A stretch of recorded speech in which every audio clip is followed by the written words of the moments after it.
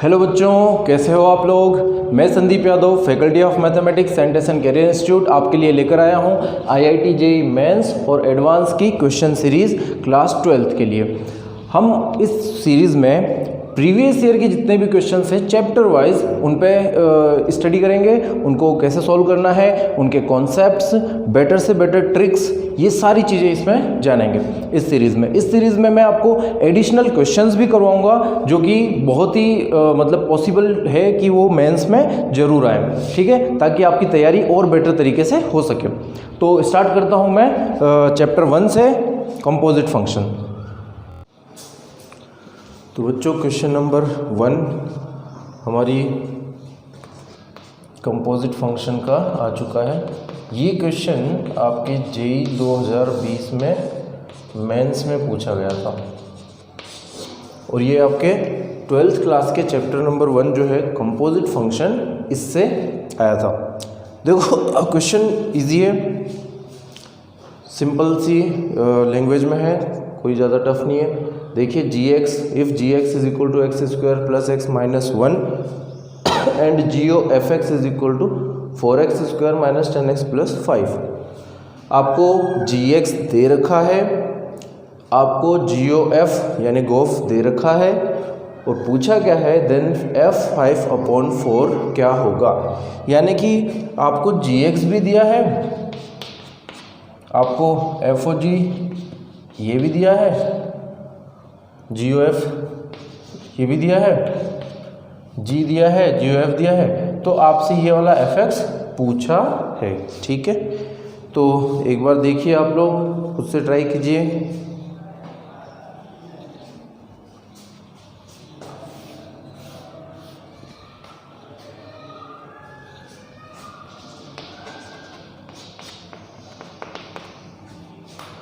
Easy था, कर सकते हैं आप।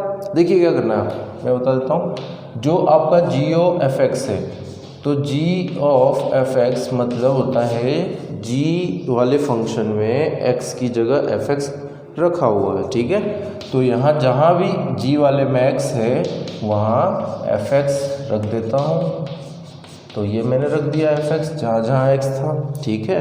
अब क्या करना है, ये GO fx जो है ये तो गिवन है, हमें ये दिया हुआ है ना, इसको लाके इधर रख दो, इसको रख दो यहाँ, तो ये 10x प्लस 5 ये हो गया। अब जो fx है आपका, ये फाइंड करना है मुझे, ध्यान से देखना। fx जो है ये तो पता ही नहीं है और fx फाइंड भी करना है, लेकिन x की जगह क्या होना चाहिए, 5/4, ये फाइंड करना है। तो मैं क्या करूँगा, ये जो इक्वेशन बनी है मेरी fx square plus fx minus 1, ये जो पूरी इक्वेशन है, इस पूरी इक्वेशन में x की जगह 5/4 पुट कर दूंगा, ठीक है। ये चीज़ समझने की कोशिश करो, ये आपको सिर्फ यही चीज़ जो है, सिर्फ और सिर्फ ये कि x की जगह 5/4 पुट करना था यहाँ, यही चीज़ आपके क्लिक करनी चाहिए माइंड में, तो ये क्वेश्चन इजीली बन जाता है, ठीक है ना। कोई ज़्यादा टफ क्वेश्चन तो था नहीं है। तो क्या करना था कि जहाँ जहाँ x था वहाँ 5/4 पुट करना था, तो ये हमने पुट कर दिया, ये रख दिया 5/4 जहाँ भी है, यहाँ भी है ना x, यहाँ पे भी है, ये लीजिए, ये रख दिया मैंने। अब मुझे यही तो निकालना है, f5/4 है ना, 5/4 यही तो निकालना है। तो मैं इस पूरे को क्या मान सकता हूँ, इस पूरे को कैपिटल X या y मान सकता हूँ। तो यहाँ साइड में लिख लेते हैं, लेट या माना जिसमें भी, let f5/4 is equal to y, ठीक है, पूरे को y मान लिया। इधर सॉल्व करते हैं, तो ये हो जाएगा 25/4 से 4 घटा तो 4 ही बचेगा इधर, ये देखो 50/4 और ये 5 है, तो इसको भी नीचे अगर 4 ले लूँ तो ऊपर 20 हो जाएगा, ठीक है भाई। किसी को कोई डाउट नहीं होगा यहाँ पे, एलसीएम में है ना, सेम करने के लिए मैंने 4 से ऊपर नीचे मल्टीप्लाई कर दिया इसको, तो 4 से ऊपर नीचे मल्टीप्लाई करते ये हो गया 20/4। ये पूरा y मान चुका हूँ तो y का स्क्वायर हो गया, ये पूरा y हो गया, ये -1। देखो ये क्वाड्रेटिक इक्वेशन बन गई ना, द्विघात समीकरण क्वाड्रेटिक इक्वेशन बन गया। इनको सॉल्व कर लेते हैं तो 25 और 20 45 और 50 में से माइनस करेंगे तो -5 और नीचे 4, ये आ जाएगा इतना। सिंपल सा है, नीचे एलसीएम 4 रहेगा, 20 और ये 25 मिला के 45, 50 में से घटाओगे तो -5। तो इसको क्रॉस मल्टीप्लाई करो तो 4y स्क्वायर, 4 को उधर कर दिया, प्लस 4y और ये -4, और इस तरफ जो -4 है वो इधर आएगा तो +5 हो जाएगा, -5 है, ये -5 इधर आएगा तो +5। आप इसको अपनी रफ कॉपी में लेके और ये करके देख लेना, ठीक है। यहाँ तक इजीली पहुँच सकते हैं आप। इसके बाद +5 -4 + 1 = 0। ये मेरे पास आ गई है क्वाड्रेटिक इक्वेशन, द्विघात समीकरण। इसको सॉल्व करना इजी है, बहुत इजी है इसको सॉल्व करना। यहाँ बता देता हूँ मैं,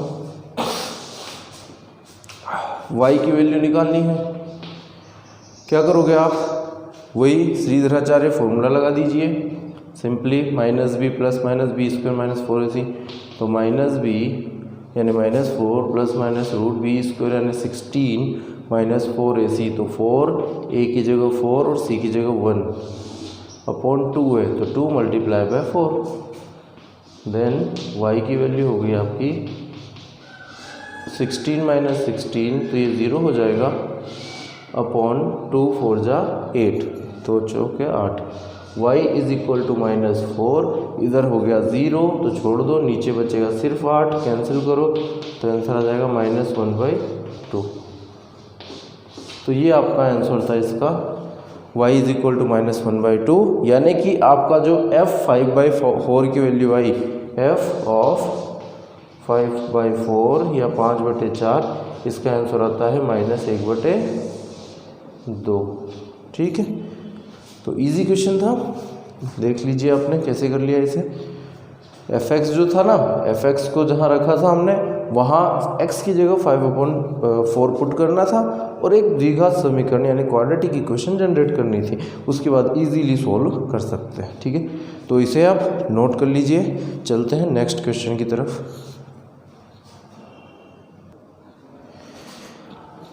तो बच्चों सेकंड क्वेश्चन है अपना, सेकंड क्वेश्चन है, if e⁴x = 10 + x/10 - x, x belongs to -10 to 10।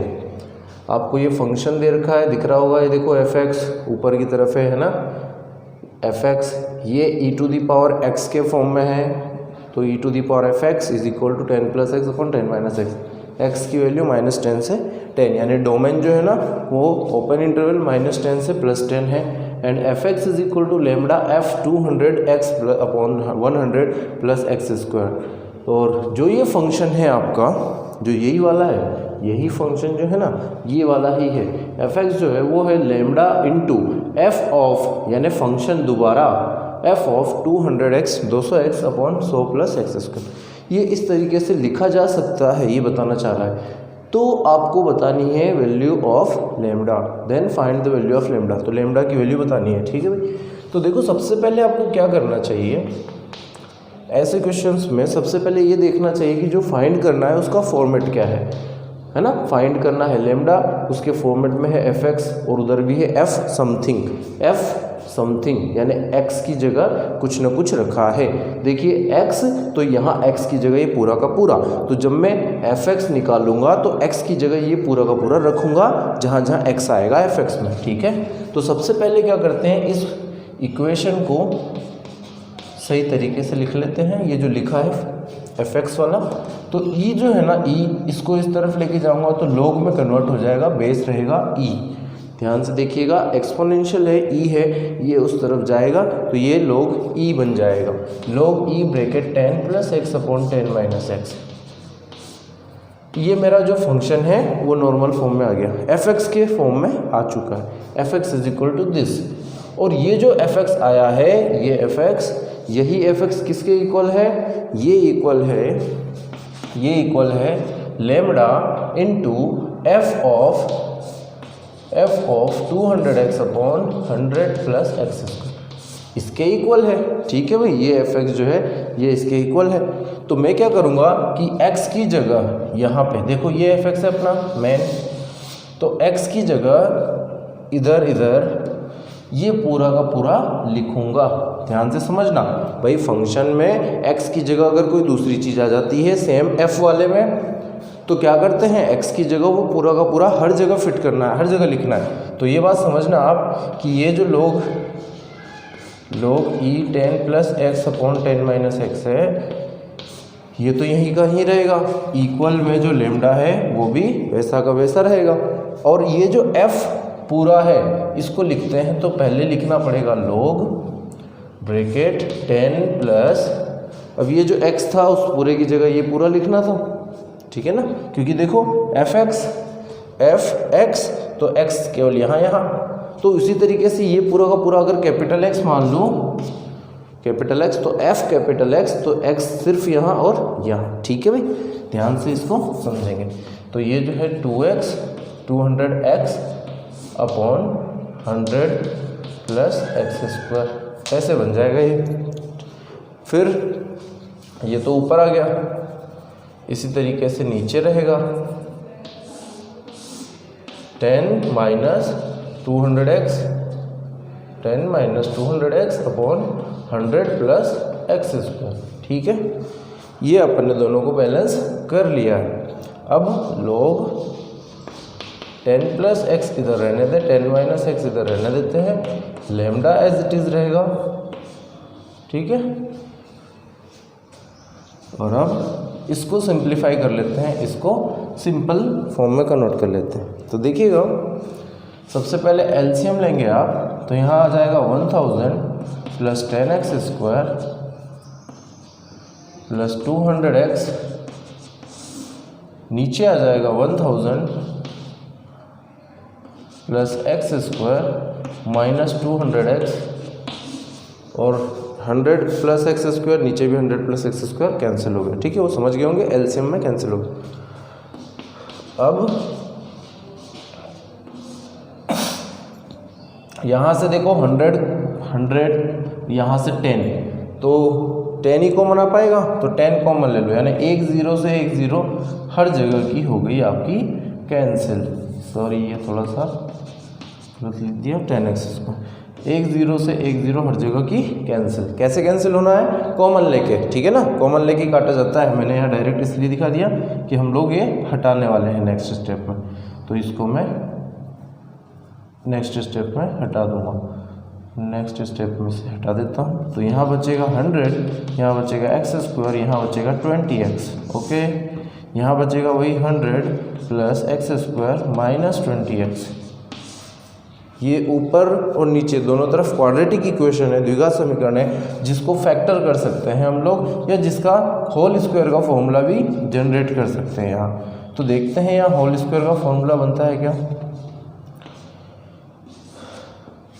X square 20x plus 100, तो फॉर्मूला अगर बनाना चाहें तो 20 के आपको क्या करने पड़ेंगे, 2 पार्ट करने पड़ेंगे, फैक्टर करने पड़ेंगे। तो आई थिंक ये आ जाएगा आपका आंसर 100 के अकॉर्डिंग। फिर ये आपका आ जाएगा 100 है ना, 20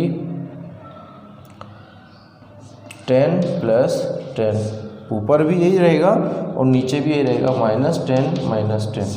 ठीक है, ये लीजिए 10 प्लस 10 माइनस 10 माइनस 10, तो ऊपर जो है वो हो जाएगा x प्लस 10 पे होल स्क्वायर।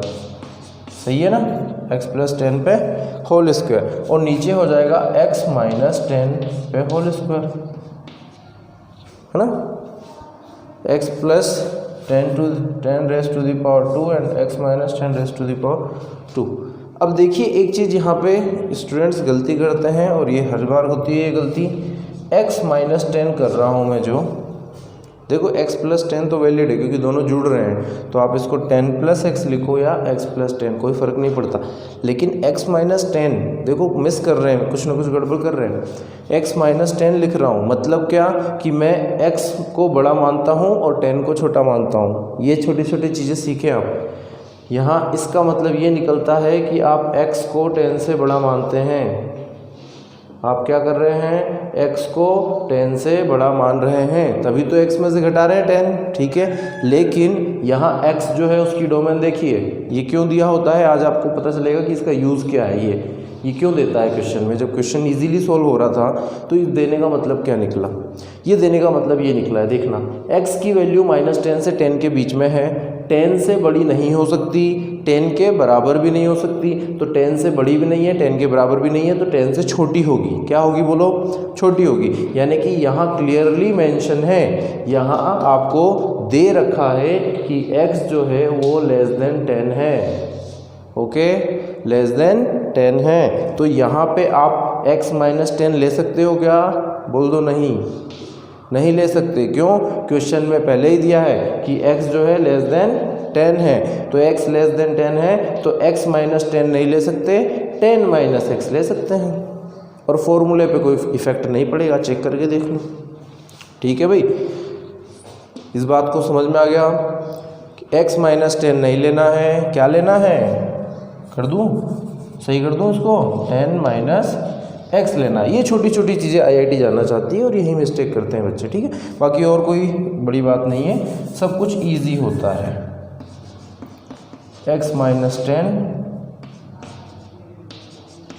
ना ले, ओके, क्यों, क्योंकि x जो है वो ग्रेटर देन 10 नहीं है, x जो है लेस देन 10 है, ठीक है भाई, ये सही है, ये गलत है। चलिए अब इस क्वेश्चन को आगे बढ़ाते हैं। ये छोटे पॉइंट्स ही आपको ज़्यादा समझने चाहिए, बाकी मेजर क्वेश्चन तो आप भी कर सकते हैं इजीली। ये मुझे 2 बार लिखना था,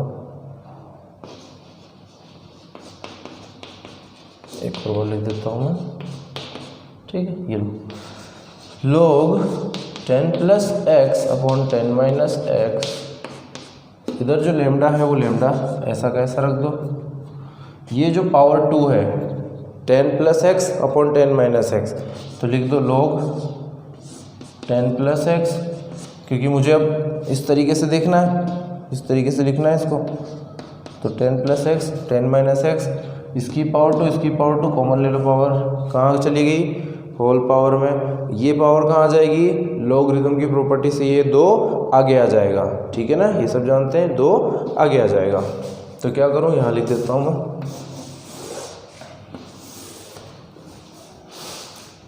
log 10 + x 10 - x, 2 आगे आ चुका है तो 2 lambda log 10 + x upon 10 - x, आ गया भाई समझ में, यहाँ तक सबको आ गया।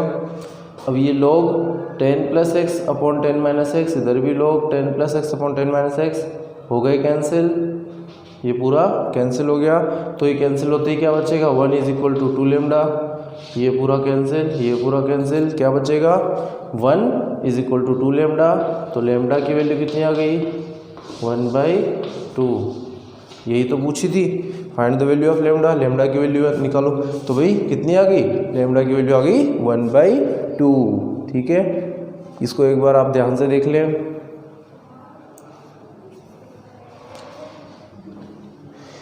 फिर चलते हैं नेक्स्ट क्वेश्चन की तरफ। इजी था, सारे क्वेश्चन इजी होते हैं मेंस में।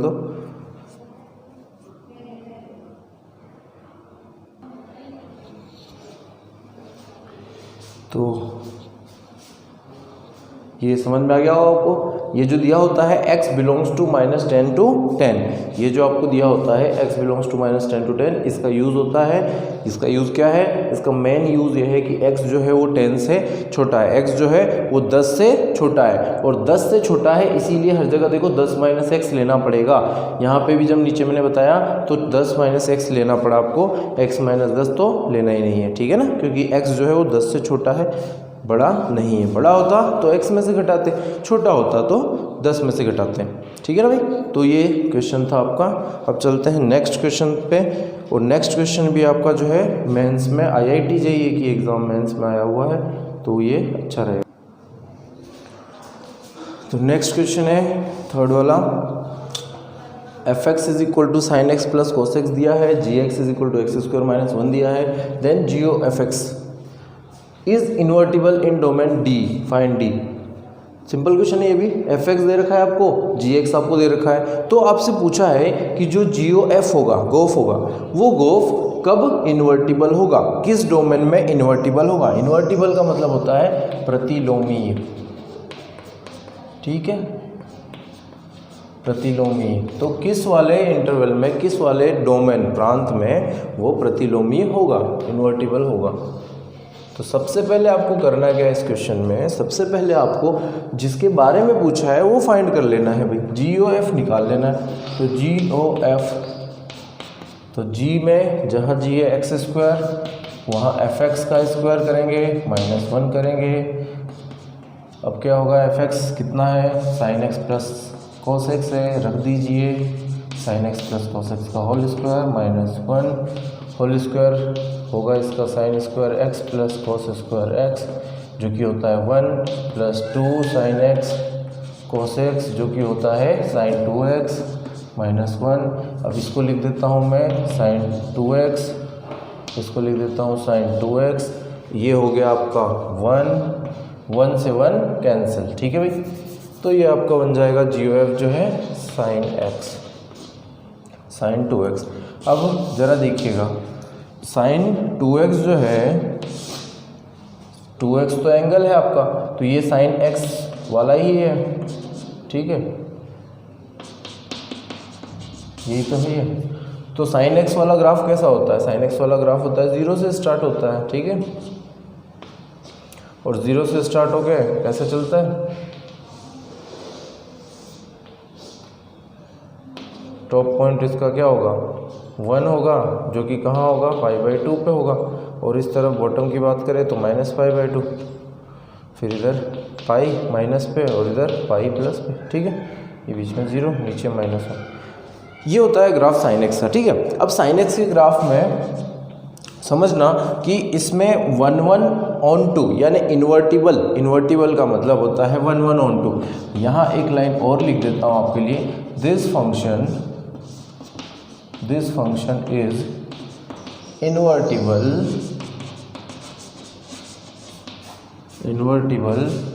when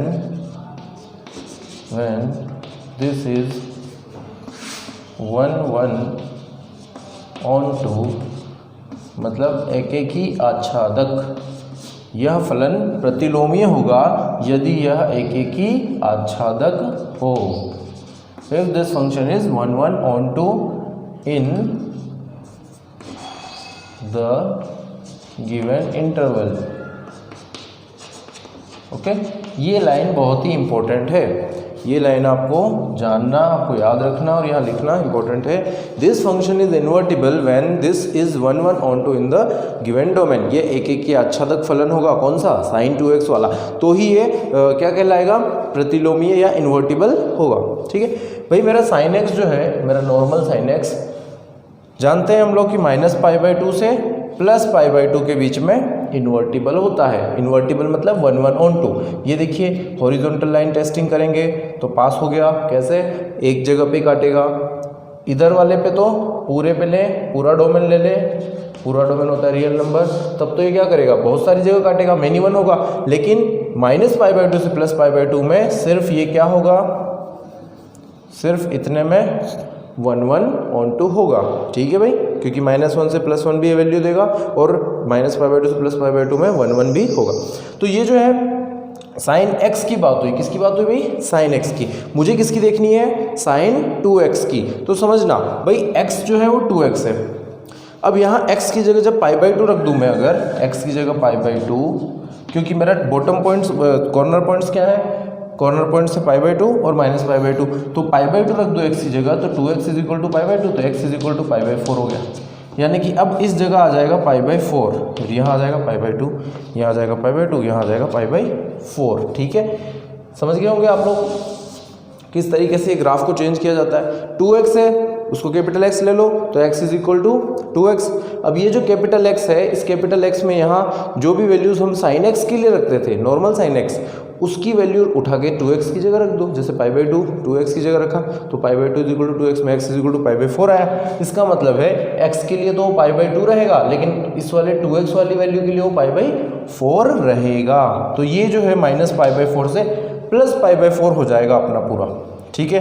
इसमें यानी -π/4 से +π/4 में ये फंक्शन जो है sin 2x ये इन्वर्टिबल होगा, यानी 1 1 on 2 होगा। तो यहाँ लाइन सबसे नीचे क्या लिख देंगे हम लोग, sin 2x is invertible, sin 2x is invertible in -π/4 to +π/4 capital bracket. क्यों? क्योंकि दोनों एंट्रीज लेनी है ना, π/4 से -π/4 लेना है, इंक्लूड करना है, इसीलिए बड़ा ब्रैकेट यूज होगा। तो -π/4 to +π/4। सो जो आपका आंसर पूछा था domain, what is the domain, GOF का डोमेन जिसमें वो इन्वर्टिबल है, तो domain of D is equal to -π/4 to +π/4। ये आ गया आपका आंसर। ये तो डायरेक्ट क्वेश्चन अपन देख के भी बता सकते थे, यहाँ से ही देख के बताया जा सकता है ना ये इजीली। भाई इसका sin x का होता था -π/2 से +π/2, तो इसका 2x है, इसका मतलब है कि वहाँ 2 से वो डिवाइड करना पड़ेगा, तो -π/4 से +π/4, ठीक है। ये आप ध्यान से नोट कर लें और समझ लें। चलते हैं नेक्स्ट क्वेश्चन की तरफ। तो बच्चों चौथा क्वेश्चन है अपना f(x) √3 mod x - x - 2 gx is equal to sin x, then domain of FOG, यानी कि आपको पहले तो FOG निकालना है, FOG निकालने के बाद उसका डोमेन बताना है क्या होगा। यहाँ पे देखो पिछले क्वेश्चन में पूछा था कि वो वाला डोमेन बताओ जिसमें वो इन्वर्टिबल है ना, इन्वर्टिबल है, प्रतिलोमीय है, वो बताना था। लेकिन यहाँ क्या बताना है बताओ, यहाँ डोमेन बताना है, सिर्फ इन्वर्टिबल या बाकी किसी चीज़ से कोई मतलब नहीं है, सिर्फ और सिर्फ डोमेन की बात कर रहे हैं, ठीक है। तो आपको मैं पहले FOG निकाल देता हूँ, FOG निकाल के दिखा देता हूँ। FOG तो सिंपल है, जहाँ f(x) में x है वहाँ क्या रखना है sin x, तो 3 mod sin x माइनस फिर से sin x -2, ठीक है। ये तो आ गया आपका FOG। अब बात करते हैं डोमेन निकालने की। देखिए सबसे पहले मैं आपको बताऊं कि डोमेन निकालने के लिए आपको कुछ चीज़ें रट लेनी है, उन्हें याद रख लेना है। कुछ रामबाण चीज़ें हैं, उन्हें याद ही रख लेना है। देखिए सबसे पहले तो रूट के अंदर अगर कोई फंक्शन है f(x), रूट के अंदर कोई भी फंक्शन है तो उसका डोमेन निकालना है, तो f(x) पूरा > 0 होना चाहिए, ये रखना पड़ेगा आपको, ठीक है। ये रामबाण सूत्र है एक तरीके की, इन्हें रट ही लेना आप। f(x) > 0 अगर रूट में कोई फंक्शन है, जैसे कि यहाँ ये अप्लाई होगा यहाँ पे। दूसरा अगर 1 कुछ है, 1 कोई फंक्शन, तो इसमें f(x) जो है वो 0 नहीं होना चाहिए, वरना फंक्शन डिफाइन ही नहीं होगा। 1/समथिंग है तो नीचे वाला 0 नहीं होना चाहिए। एक चीज़ है, अगर यही केस ऐसा बन जाए कि नीचे रूट में आ गया, नीचे की तरफ रूट आ गया, तो आपको समझना है कि f(x) रूट के लिए > 0 बताया सर ने, लेकिन नीचे होने वाले के लिए बताया कि 0 नहीं करना।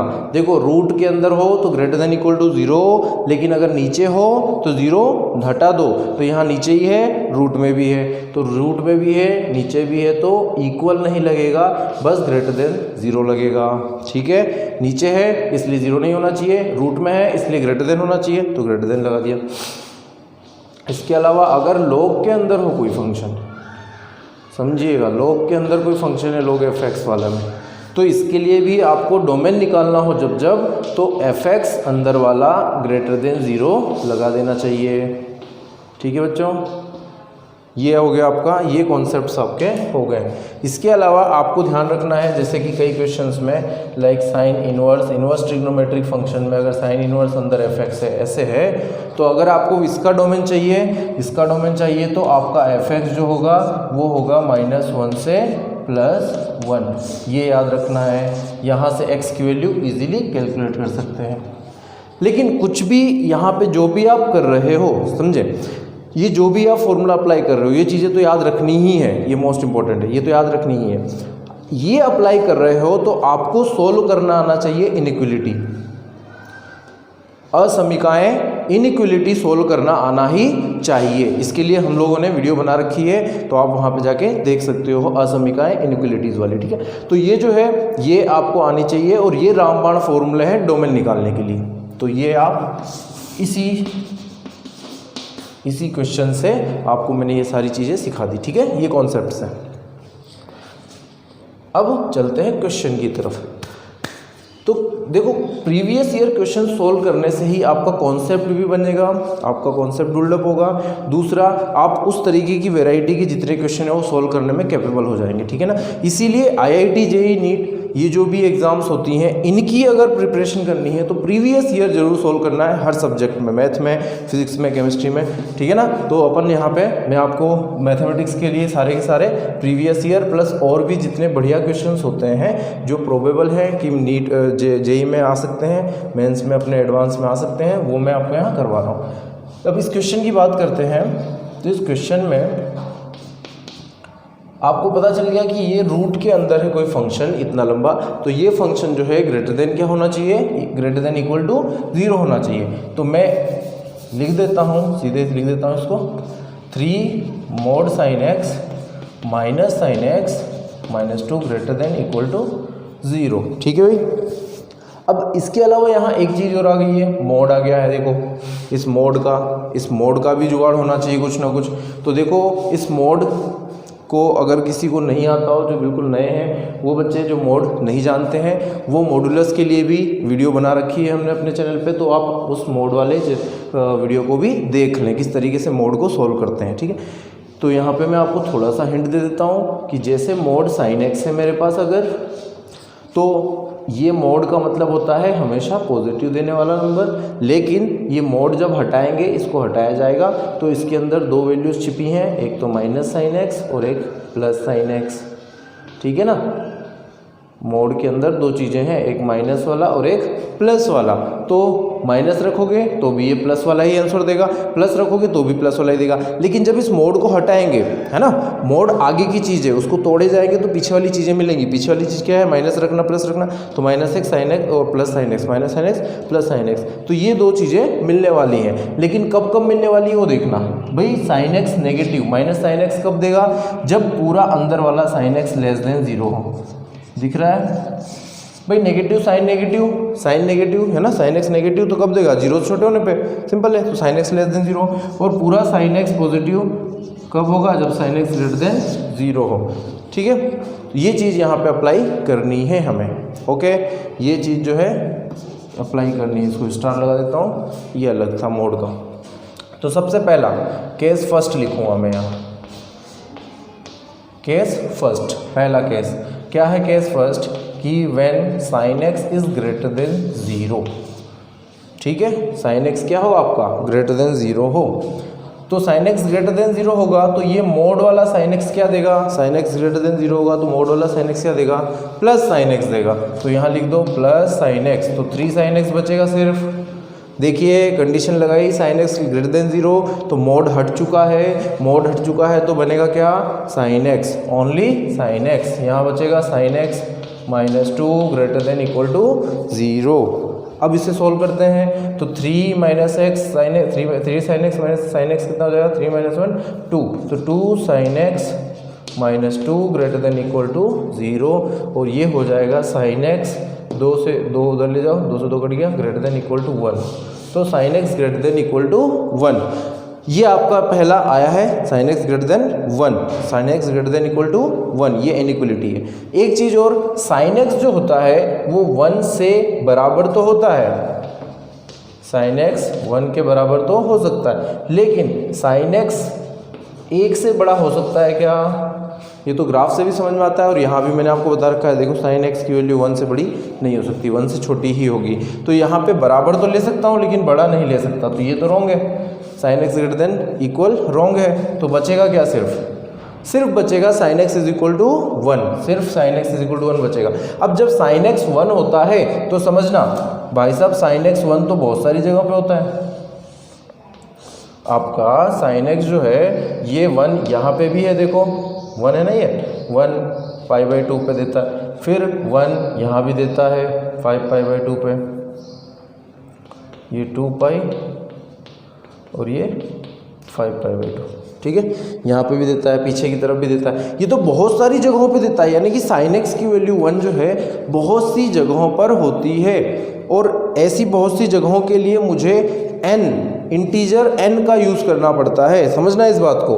भाई साइन एक्स के में x जो होता है वो रियल नंबर होता है, क्यों? क्योंकि ग्राफ जो है ऐसे इन्फिनिट टाइम्स चलता रहेगा खूब से, तो x belongs to real number में साइन एक्स 1 कब कब होता है? तो साइन एक्स 1 होता है पहली बार तो π/2 पे, पहली बार जब हम ऑब्जर्व करते हैं तो π/2 पे, π/2 पे +1 होता है तो π/2 लिख दिया। लेकिन अब ये कई बार होता है तो जितनी बार रिपीट होगा तो मैं इसे रिपीटिशन के लिए क्या करता हूँ 2π पे, क्योंकि हर बार ये 2π पे रिपीट हो रहा है। देखो ये π/2 + 2π करोगे तो 5π/2 रिपीट हुआ, फिर 2π करोगे तो फिर से आ जाएगा, फिर 2π करोगे तो आ जाएगा, यानी कि हर 2π पे रिपीट होता है। 2π इसका टाइम इंटरवल है, इसका क्या है, ये पीरियड है, इसका पीरियड होता है 2π। तो मैंने 2π जोड़ दिया क्योंकि π/2 के बाद हर 2π पे रिपीट करेगा। लेकिन अब मुझे ये नहीं पता है कि ये 2π कितनी बार आने वाला है, समझना।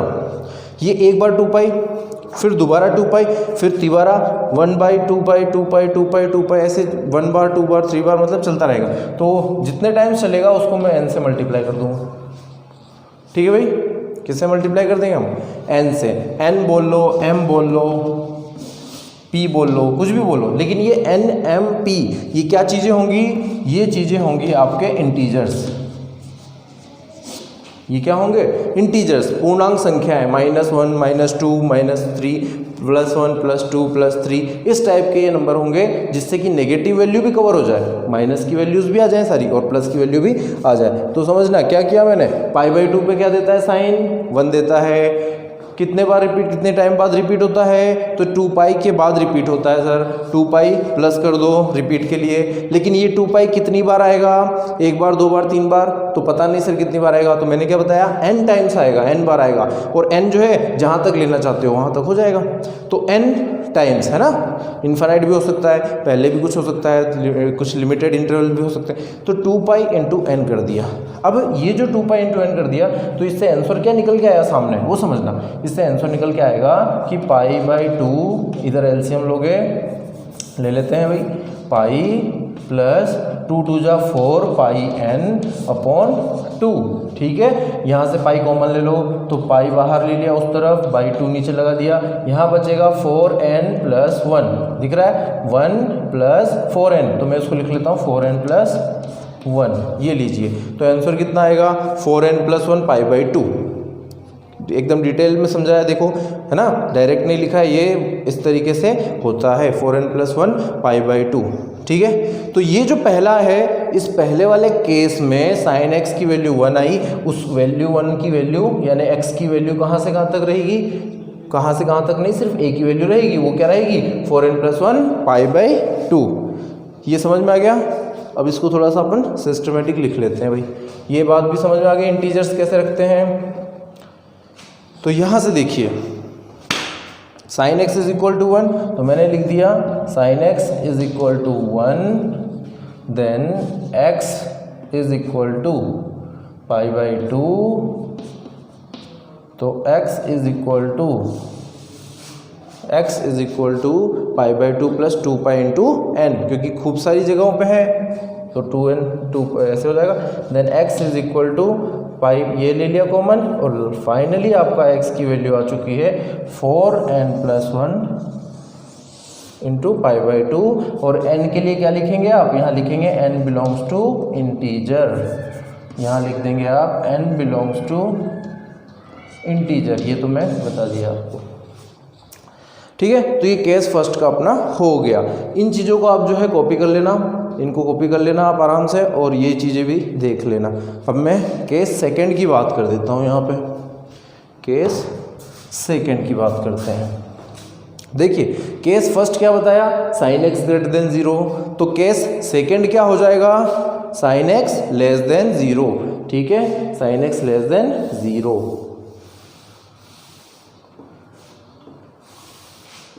अब देखिए बच्चों, क्वेश्चंस लंबे होते हैं, ठीक है ना, क्वेश्चंस जो हैं वो तो लंबे होंगे ही होंगे। आपको प्रैक्टिस इतनी अच्छी होनी चाहिए कि आप कम समय में ये क्वेश्चंस कर सकें, जल्दी जल्दी ये क्वेश्चंस जो हैं कर सकें। आपको सारे कॉन्सेप्ट्स माइंड में होने चाहिए, कॉन्सेप्ट के अलावा आपको उनका एप्लीकेशन भी पता होना चाहिए। कई बार बच्चे थ्योरी पढ़ते हैं, बस खाली थ्योरी खूब सारी पढ़ ली, क्वेश्चंस की प्रैक्टिस तो है नहीं ढंग से, तो पता तो चलेगा नहीं कि कहाँ अप्लाई करना है, कहाँ कौन सी चीज़ लगानी है। ये छोटी छोटी चीज़ें ध्यान रखनी होती हैं, वरना आंसर ही नहीं आएगा आपका, ठीक है। तो बच्चों आपको प्रैक्टिस भी खूब सारी करनी है और अच्छे क्वेश्चंस की प्रैक्टिस करनी है। साइन एक्स, केस सेकेंड है sine x less then 0, sign x less then 0। तो यहाँ पे जैसे ही लेस देन करूँगा तो माइनस लग जाएगा साइन एक्स पे, तो माइनस साइन एक्स वहाँ देख लिया मैंने, minus sine x again -2 greater than equal to 0। तो कितना बनेगा ये बन जाएगा -4 sine x -2 greater than equal to 0। और साइन एक्स जो है वो आ जाएगा, देखिएगा इसको देखिएगा थोड़ा सा, 4 साइन एक्स माइनस का है, तो इस -4 साइन एक्स को उधर ले जाऊंगा तो ये साइन जो है वो तीर का निशान साइन की तरफ आ जाएगा, ऐसे आ जाएगा। या चलो इसको मैं पूरा डिटेल में ही ले लेता हूँ इस बार, -2 इधर ही रहने दो, इसको उधर लेके जाओ, तो +4 है साइन एक्स हो गया, ठीक है। अब क्या करना है, 4 से 2 कैंसिल, तो ये हो जाएगा -1/2, ठीक है ना, 2 नीचे पहुँचा दिया, साइन एक्स। अब देखिए ध्यान से, यहाँ तो समझ में आ जाएगा आपको, साइन एक्स जो है वो लेस देन इक्वल टू -1/2 है, तो यहाँ लिख लेता हूँ कि sine x less than equal to -1/2, ठीक है, ये चीज़ हो गई। अब देखिएगा कि साइन एक्स जो है -1/2 से छोटा है और बराबर भी है, -1/2 से छोटा है और बराबर भी है। तो ऐसा कब होता है, ग्राफ में भी दिखा देता हूँ और वैसे भी बता देता हूँ आपको मैं। इस तरीके से ये ग्राफ बन गया, तो -1/2 लेना है, तो भाई -1 तो यहाँ होता है, ये हो गया -1, ये हो गया आपका नीचे की तरफ -1 और ये हो गया +1, तो -1/2 ये रहा यहाँ, यही तो है, ये है आपका -1/2, -1/2 यहाँ भी है, साथ ही साथ समझना यहाँ भी है, इधर भी, सही है ना। एक इस आधे चक्कर में, आधे जो हाफ सर्किल है सेमी सर्किल, इस सेमी सर्किल अर्धवृत्त में दो जगह आंसर आते हैं, ठीक है ना, सेम आंसर 2 जगह पे मिलेगा।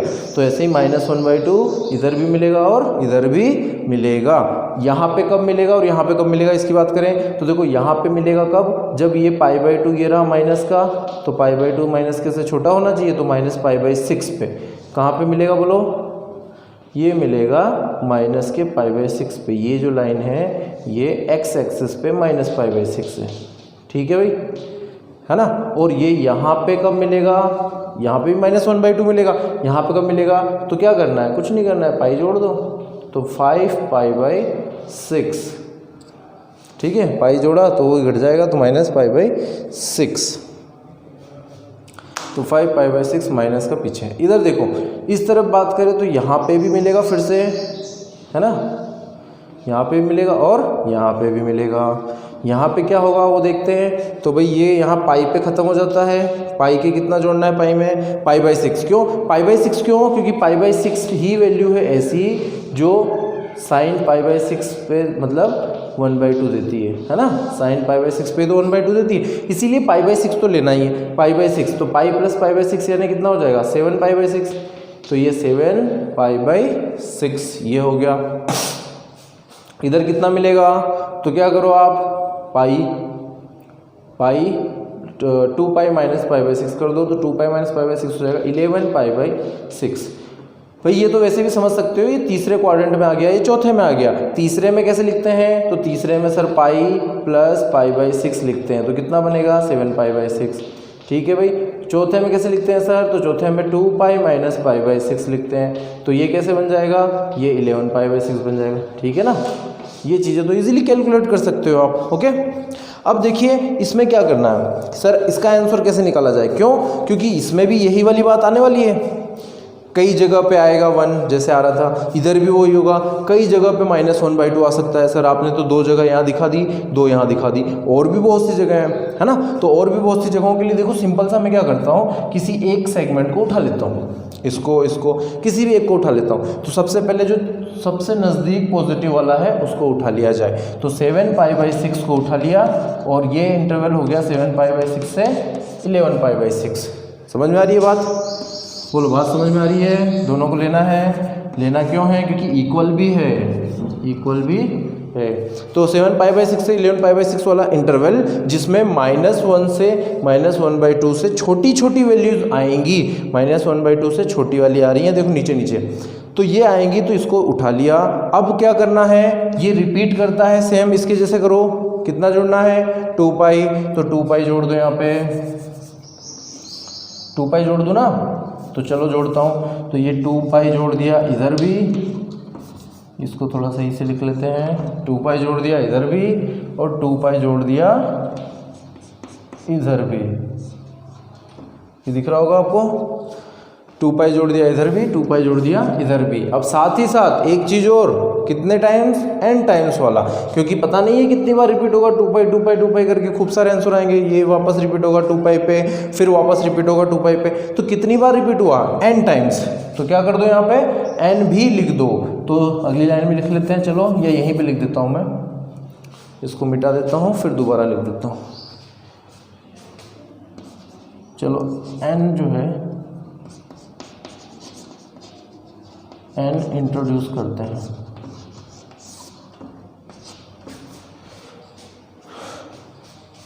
n इंट्रोड्यूस करते हैं, तो ये हो जाएगा 2nπ प्लस 7π/6 और 2nπ प्लस 11π/6। ठीक है, इसे मैं अभी लिख दूंगा मिटा के, लेकिन एक चीज़ जो समझाना चाह रहा हूँ वो समझे। यहाँ पे देखो n है, पहले ही ले लिया था मैंने n, ठीक है, n बिलोंग्स टू इंटीजर। लेकिन यहाँ पे फिर से अगर मैंने n ले लिया तो ये n उस n से कंफ्यूज हो जाएगा, ये दोनों एक जैसे लगने लगेंगे। तो मान लो वैल्यू में सेम रखूँ या अलग रखूँ तो दिक्कत हो जाएगी। इसीलिए आप क्या करो, इसको थोड़ा सा अलग कर लो। ये n की जगह क्या लिख लो आप? m लिख लो। n की जगह क्या लिख लो आप? m लिख लो। ओके, तो 2mπ प्लस 7π/6, 2mπ प्लस 11π/6, ये आ गया इसका आंसर केस सेकेंड वाले का। अब केस फर्स्ट वाले का आंसर आया है 4n plus 1π/2, n belongs to integer, और केस सेकेंड वाले का आंसर आया है 2mπ प्लस 7π/6, 2mπ 11π/6। ये दोनों आंसर को कंबाइन करना है, इन दोनों आंसर्स को क्या करना है? कंबाइन करके एक जगह लिख लेंगे, वही अपना फाइनल इसका डोमेन हो जाएगा। वही क्या हो जाएगा? इसका फाइनल डोमेन हो जाएगा। तो ये थोड़ा लेंदी क्वेश्चन लगा आपको? तो जी हाँ, लेंदी होता है, लेकिन आप जब खुद से सोल्व करते हैं तो इतना डिटेल में नहीं बताना पड़ता आपको, आप डायरेक्ट सोल्व करने लगते हैं तो थोड़ा सा ये कम लेंदी होता है। तो मैं क्या करता हूँ, यहाँ तक बच्चों नोट कर लो, आप कॉपी कर लो इसको अच्छे से। अब मैं इसका फाइनल आंसर लिखने जाता हूँ।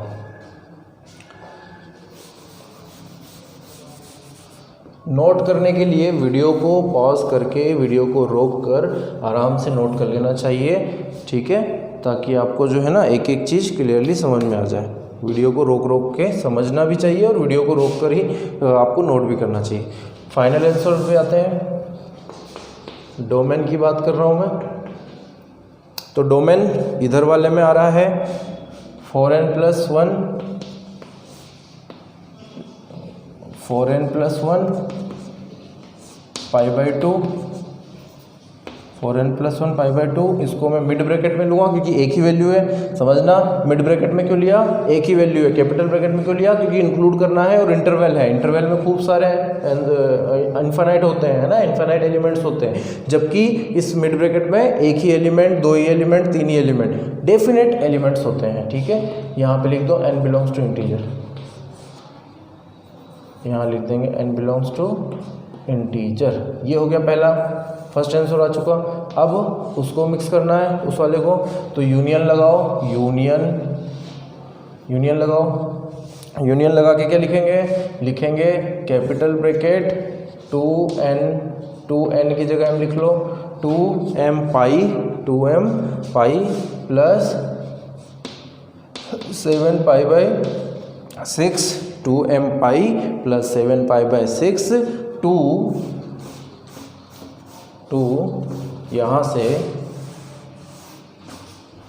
यहाँ से लेके 2m pi plus 11 pi by 6, ठीक है। ये आंसर आ जाएगा आपका डोमेन का फाइनली, ठीक है। तो इस क्वेश्चन का आंसर आया है 4n + 1 pi by 2 n belongs to integer 2m pi plus pi 7 pi by 6 2m pi plus 11 pi by 6 m belongs to integer, ठीक है। ये भी ब्रैकेट में, ये फाइनल आंसर है। तो आई होप ये आपको पूरी तरह से समझ में आ गया है। इसकी बारीकियां, जो भी छोटे छोटे कॉन्सेप्ट्स थे वो सब मैंने डिटेल में बताया है। इन सबको याद रखेंगे। अगले क्वेश्चन में जो भी मतलब अगर कहीं ऐसा आता है कभी भी आपको एग्ज़ाम में, चाहे अभी अपन करवाने वाले हैं, तो वहाँ ये आपको रिकॉग्नाइज हो जाए, आपको समझ में आ जाए कि यार ऐसा सर ने बताया था, ठीक है। तो चलते हैं नेक्स्ट क्वेश्चन पे आप। तो नेक्स्ट क्वेश्चन है पांचवा क्वेश्चन अपना, f 2x² plus y² by 8 2x² minus y² by 8 is equal to xy। फिर से देखो क्वेश्चन, फंक्शन है f, उसके अंदर दो सेगमेंट्स में है फंक्शन। देखो इस तरीके के फंक्शन जो होते हैं ये क्या होते हैं, अननोन एक तो फंक्शन होते हैं, वैल्यूज पता नहीं होती है इनकी कि f(x, y) एक्चुअली है क्या। दो वेरिएबल में है फंक्शन कितने वेरिएबल्स में, 2 वेरिएबल्स में, x और y दोनों मिक्स हैं यहाँ पे। तो फंक्शन देखो फिर से कैसा है, फंक्शन है 2x² प्लस y² बाई 8, ये कंपोनेंट 1 है, coma 2x² minus y² by 8 दूसरा कंपोनेंट है, इज इक्वल टू xy, ठीक है। ये आंसर आता है कि xy फॉर्मेट में। देन वैल्यू ऑफ हमें फाइंड करना है कि वैल्यू ऑफ f 60, 48, 80, 48 एंड 13, 5, इसका आंसर क्या होगा। सम ऑफ f 60, 48, 80, 48 एंड 13, 5, इसका आंसर क्या होगा। तो ऐसे क्वेश्चंस अगर आते हैं जो कि आ ही रहे हैं, ठीक है ना, ट्रेंडिंग में है ये चीज़ें, तो ये ऐसे क्वेश्चन आए तो सबसे पहले आपको क्या करना होता है कि ये जो f60, f48, f80, f48 ये जो दिया है, यहाँ पे x की जगह ये रहा होगा और ये y की जगह रहा होगा, ये समझना होता है आपको, ठीक है। ये x की जगह रहा होगा, ये y की जगह रहा होगा, इसका मतलब है आपका फंक्शन कुछ ऐसा होगा f(x, y), ठीक है। यहाँ भी तो f(x, y) निकल जाए तो काम आसान हो जाए, यही बात हो रही है। f(x) की जगह 60, y की जगह 48 है, अगर x, y ही निकल जाए, ये पता चल जाए, तो मैं इजीली सारी वैल्यूज पुट करके आंसर निकाल सकता हूँ। लेकिन यहाँ जो है यहाँ थोड़ा सा कॉम्प्लिकेटेड हो जाएगा। अगर मैं सोचूं इसके इक्वल 60, इसके इक्वल 48 कर दूं, दो इक्वेशन बनेंगे तो हालांकि सॉल्व तो हो जाएगा, लेकिन थोड़ा सा डिफ़िकल्ट पड़ेगा। तो क्या करते हैं, क्यों ना इस पूरे को ही इस तरीके से बना लिया जाए कि ये पूरा का पूरा जो है ये कैपिटल X जैसा हो गया, ये पूरा का पूरा जो है कैपिटल Y जैसा हो गया, ठीक है। तो मैं क्या कर सकता हूँ कि मेरा फंक्शन आ जाएगा capital X, capital Y।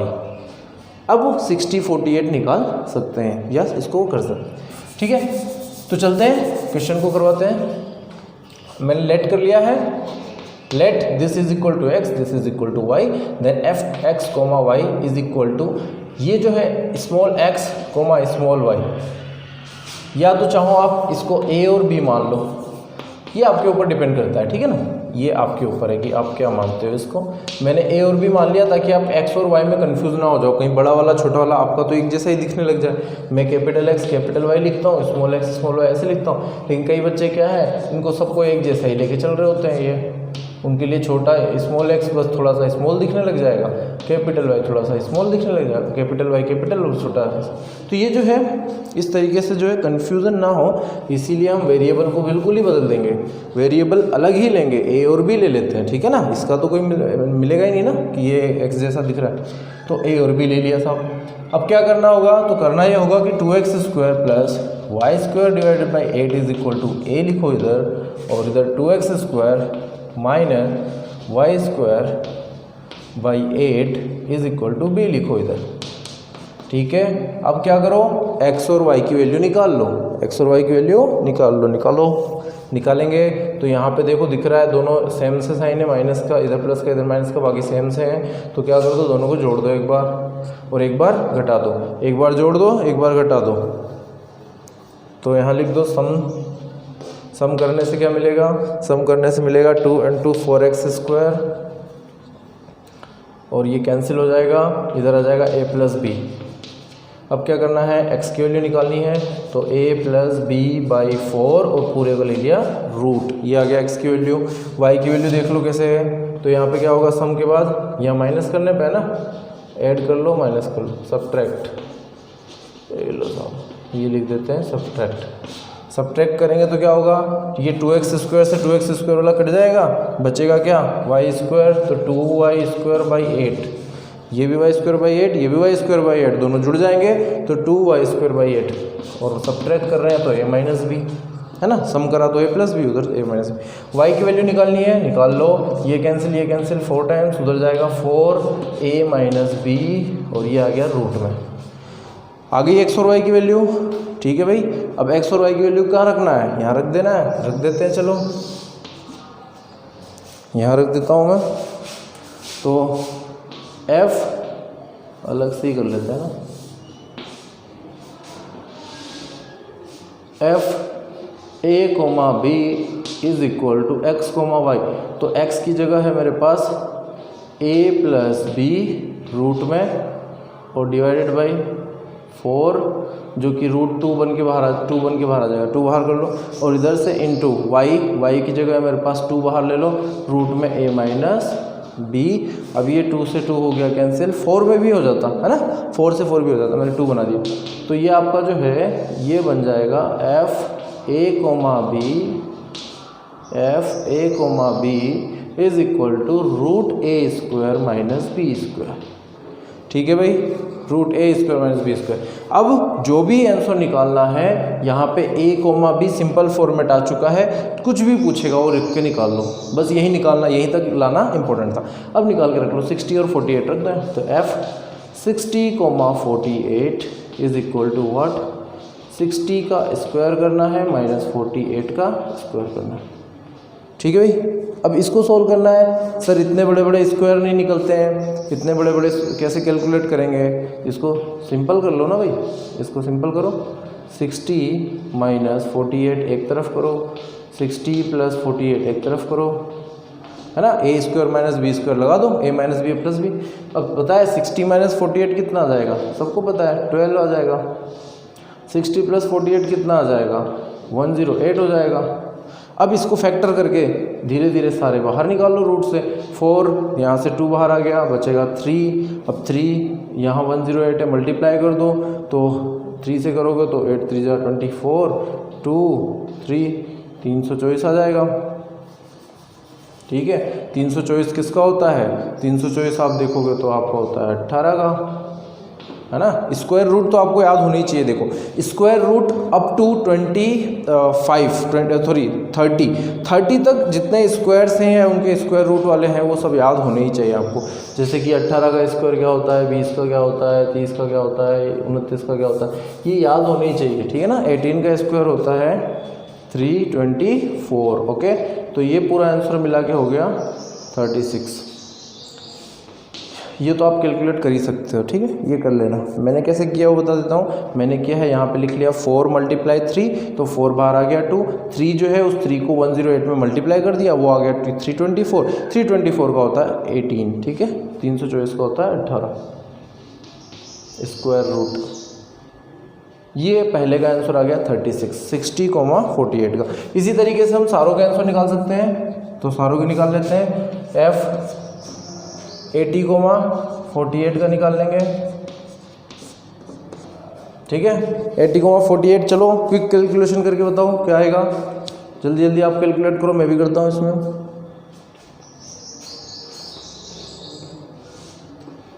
Same वही 80 - 48, 80 + 48, 80 + 48, ठीक है। तो यहाँ पे क्या आ जाएगा आपका, यहाँ तो आ जाएगा आपका 30 यहाँ आ जाएगा आपका 32, यहाँ आ जाएगा आपका 128। ठीक है भाई। तो यहाँ से तो आपका कितना बाहर आ जाएगा 4, 16 दूनी 32 का 4 बाहर आ जाएगा, और उधर 256 तो 16 बाहर आ जाएगा, तो 16 चौक 64, 64 आएगा इसका। इसका आ गया 64। ठीक है, देखिए इसका 80,48 का भी मैंने निकाल लिया है 64। इसी तरीके से आप जो है इसका भी निकाल सकते हैं 13,5 का। ये तो और भी इजी रहेगा, जिधर जगह है उस जगह का सदुपयोग करता हूँ मैं और निकाल लेता हूँ 13,5। ये तो सबसे सस्ता निकला, इसका तो डायरेक्ट ही निकल जाएगा, है ना। a square minus B square, तो 13 स्क्वायर माइनस 5 स्क्वायर कितना बनेगा बताओ, 12 आ जाएगा इसका। तो समझ गए कैसे है 12। 169 माइनस 25 144, 144 का होता है 12, तो रूट 144 का 12 आ गया। अब फाइनली सबको जोड़ना ही तो है, आंसर क्या है जोड़ने वाला, तो चलो जोड़ देते हैं आंसर निकालते हैं। तो 36 plus 64 plus 12 is equal to, सबको जोड़ेंगे तो 112। तो ये जो है 112 आंसर इसका आ गया। ये क्वेश्चन जो है थोड़ा सा डिफरेंट टाइप का था, इसको सोल्व करने का तरीका सीख लें आप, ठीक है ना। ऐसे क्वेश्चन ऑफनली पूछे जा रहे हैं, ठीक है। ये ट्रेंडिंग में है, तो ट्रेंडिंग वाले क्वेश्चन तो अपने को जरूर देखे होने चाहिए। इसका आंसर 112 आया। ये न्यूमेरिकल ग्रिड बेस्ड प्रॉब्लम थी, फंक्शन से।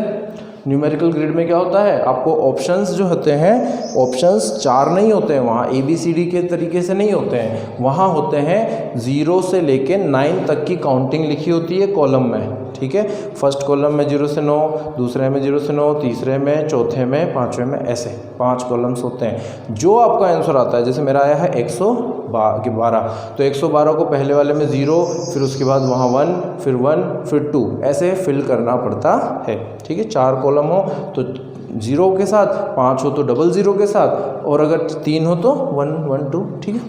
तो ये जो है ये क्वेश्चन था अपना 5वां। अब इस वीडियो को ज़्यादा लंबा नहीं बनाते हैं, अब मिलते हैं आपको नेक्स्ट वीडियो में, और नेक्स्ट वीडियो में मैं और भी क्वेश्चन लेके आऊँगा। ये सीरीज़ हमारी चलती रहेगी कंटिन्यूसली, जहाँ पे आपको प्रीवियस ईयर के क्वेश्चंस और साथ ही साथ जो बढ़िया क्वेश्चन है जो ट्रेंडिंग में चल रहे हैं IIT मेंस और एडवांस में, वो क्वेश्चन सारे मैं करवाऊँगा मैथमेटिक्स के, ठीक है। तो गाइज़ तैयारी करें अच्छे से और मस्त रहें, स्वस्थ रहें।